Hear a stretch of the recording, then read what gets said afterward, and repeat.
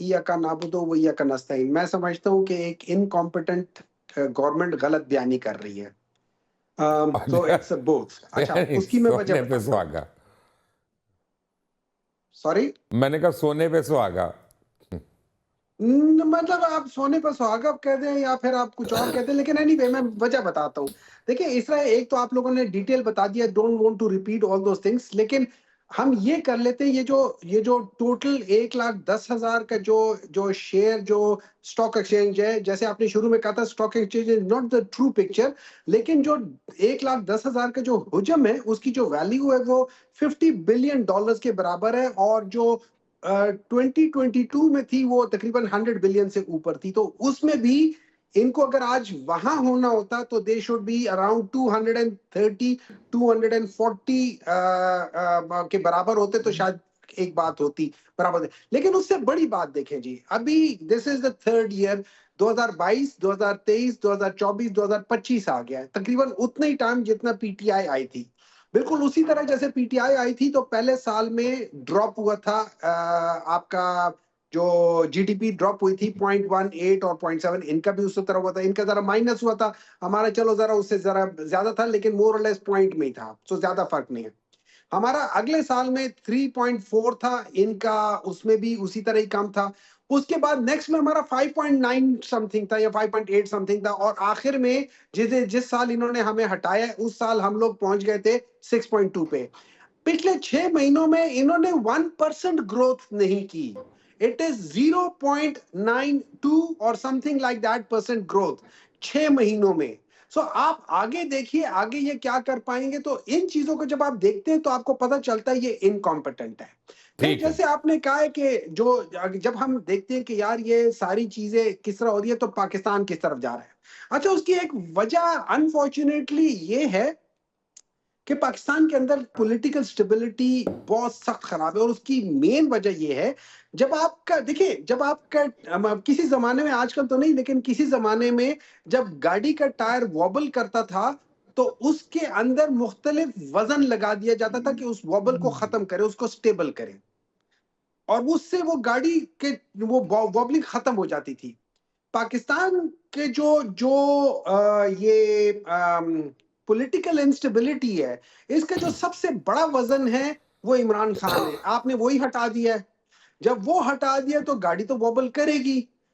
आपका मेन जो जो मेन है, जो जो जो सबसे बड़ी पॉलिटिकल पार्टी है, और जिसके बगैर आज किसी प्रोग्राम में कोई बात नहीं होती, पॉलिटिक्स के बगैर, सही हो या गलत हो वो डिफरेंट बात है, but he is the centre of all the politics. तो जब आप उसको बीच में से इक्वेशन से हटा रहे हो तो आपकी इक्वेशन ही बैलेंस नहीं हो रही। अच्छा, देखिए, दो चीजें हैं। एक तो मैं आपको थोड़ा सा एक बता दूं कि पाकिस्तान ने, आप जो बता रहे थे ना, पाकिस्तान जो कि एक टेक्स मतलब कॉटन ग्रोइंग कंट्री है, इस दफा तकरीबन 40% उसकी ग्रोथ कम हुई है, which is a very alarming thing. तो ये सारी चीजें बताती है। उसके अलावा ये याद रखें, अभी इख्तियार वली साहब ने पहले सेक्शन में उन्होंने ब्लूमबर्ग का और फिच का उन्होंने जिक्र किया था। देखिए, और इन्होंने कहा था कि पाकिस्तान तहरीक इंसाफ ने बहुत तबाहियां मचाई थी। बिल्कुल मचाई होंगी, लेकिन जिस वक्त पाकिस्तान तहरीक इंसाफ तबाहियां मचा रही थी उस वक्त ब्लूमबर्ग फिच ने जो रेटिंग दी थी वो B+ था। B+ just for the sake of अवाम की नॉलेज। आई एम श्योर इख्तियार वली साहब को तो सारा कुछ पता होगा, लेकिन अवाम के लिए बताना चाहता हूँ, B+ का मतलब ये होता है कि ये स्टेबल इकोनॉमी है, ये ग्रो कर रही है और स्टेबल इकोनॉमी है। अच्छा, उसके बाद जब ये लोग आ गए जो, और ये कहते हैं ना कि इनको ये पहला बजट होगा, ये इनका चौथा बजट होगा जो ये अनाउंस करेंगे, पहला नहीं होगा। तो उस लिहाज से अगर हम अभी देखें, इनको पहले मिला था CCC-। CCC- का मतलब है at the verge of bankruptcy, means कि आप बिल्कुल बैंकरप्ट होने वाले हैं। तो चले, हो जैसे तो नहीं खट्टे रहे में ना, तो अब उससे तो आगे निकल गए हैं सेनेटर साहब। सॉरी सर, उससे तो अब आगे निकल गई है ना बात, अब तो आपके नहीं, चेयरमैन ने अब मान सुन दिया। लेना, अब सुन ले। इस वक्त जो एज ऑफ टुडे इस वक्त है CCC+। CCC+ का मतलब ये है कि आप वो जो वर्ज है ना, जैसे आप बिल्कुल एक एज पे खड़े होके गिरने वाले होते तो आप उससे तकरीबन एक 6 इंच या फुट पीछे हो गए, लेकिन you are still in danger. So economy is still in danger. So जैसे पहले बात किए था कि इनको सबसे ज्यादा जरूरत इस हुकूमत को है कि ये स्टेबिलिटी, पॉलिटिकल स्टेबिलिटी लाए, क्योंकि वो बेस तो है चले, अब आप लोग कर रहे हैं ना जो ये अब मुज़ाकरात, आपको उम्मीद है ना मुज़ाकरात से कौम के लिए कोई अच्छा अच्छी खबर आएगी? देखिए, अब मैं एक और बात बताता हूँ। अब प्रॉब्लम एक चीज आ गया, जैसे हमारे ऑनरेबल आईएसपीआर ने जो बातें की है, मेरी रिक्वेस्ट है, ऑनरेबली रिक्वेस्ट है कि वो द बेस्ट, क्या कहते हैं, the right person for the right job. जो हमारी जो इकोनॉमी है, it should be left to the economist, और वो उस वक्त नहीं कर पाएंगे जब आप उनको बेस नहीं दोगे। तो जो इंटरनल और और एक्सटर्नल सिक्योरिटी जो है बुशा सिक्योरिटीज बेगम है, को दे दें, सॉरी, सिक्योरिटी बुशा बेगम के हवाले कर दें कि वो देखेंगी सारा, उनके मौकलात आके नहीं करें टा सिक्योरिटी टा टा टा। उस लिहाज से तो अगर वो कर सकती है तो आप भी कर सकते हैं, फिर आपको दे देते हाँ, हैं, वो भी कर लेते हैं। खैर एनीवे, बिसाइड द पॉइंट, ये तो बट मैं no, I was just seriously trying to be seriously कि सार्कास्टिक। आप लोगों ने असद उमर को लाए, हफीज शेख को लाए, शौकत तरीन को लाए, अगर इतने ही आप लोग एक्सपर्ट थे तो 3 साल के अंदर 4 आपने वजीर खजाना बदल दिए, 3 आपने एफबीआर के चेयरमैन बदल दिए, आपने स्टेट बैंक के गवर्नर 12 तब्दील कर दिए, आपने देखिए सेक्रेटरी मुबशिर साहब, फाइनेंस जो थे वो 4 बदल दिए।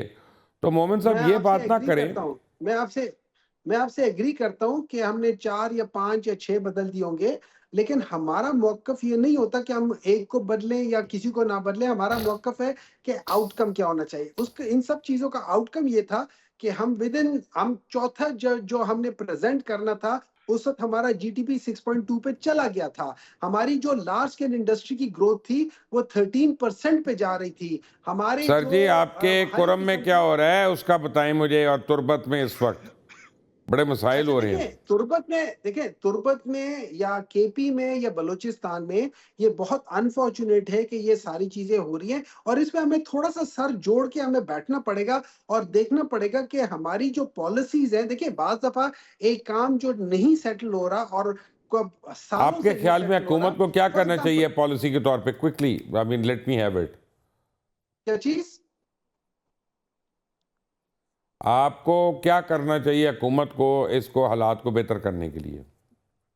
सर एक सबसे पहले तो मैं इसको जब तक आप पॉलिटिकल स्टेबिलिटी नहीं लाएंगे, इनमें से कोई चीज सेटल तो नहीं सर ये होगी। सुन सुन के क्योंकि मैं तंग आप आ गया हूँ। मेरा मतलब है कि पॉलिटिक वो देखें, एक आदमी निकलवानी आई थी अपना बुशरा बेगम, 1100 को अंदर करा के चली गई। खुदा के लिए इस तरह तो ना रिहाई कराए ना, तो देखिए, ऑनेस्टली। अगर आप जिस तरीके से, और मैं थोड़ा सा वो जो है, जब हम ये बात करते हैं ना कि वो केपी अली अमीन जो था इस्लामाबाद की तरफ जा रहा था, देखिए अली अमीन ने खुद जाके कुछ नहीं करना होता। जो अक्लमंद लोग होते हैं वो डिप्यूट करते हैं। अभी भी तो जिरगा सब कुछ सारा हुआ था, वो आपने 1 2 3 लोगों को, और of course with the help of optics other होते हैं ना थिंग्स, मोमिन वो चीजें साहब, सेटल हो गई। ये तो मोहसिन नकवी भी मुझे कह सकते हैं, मेरा काम नहीं था। वेरी क्विकली नहीं इरशाद नहीं, आरिफ साहब, कोई अच्छाई की उम्मीद है इस मुल्क के लिए? बिल्कुल अच्छाई की उम्मीद रखी जा सकती है अगर ये मामलात जो अवाम के मामलात हैं, अवाम के मैंडेट को तस्लीम करते हुए हल करने की कोशिश की जाए। नेशनल एक्शन प्लान पर इत्तेफाक राय है कौमी, उसको उस पर उसके ट्रू सेंस में उस पर अमल किया जाए। सूबाई हुकूमतें, मरकज़ी हुकूमतें, तमाम इदारे, तो मेरे ख्याल है मामलात को ठीक किया जा सकता है।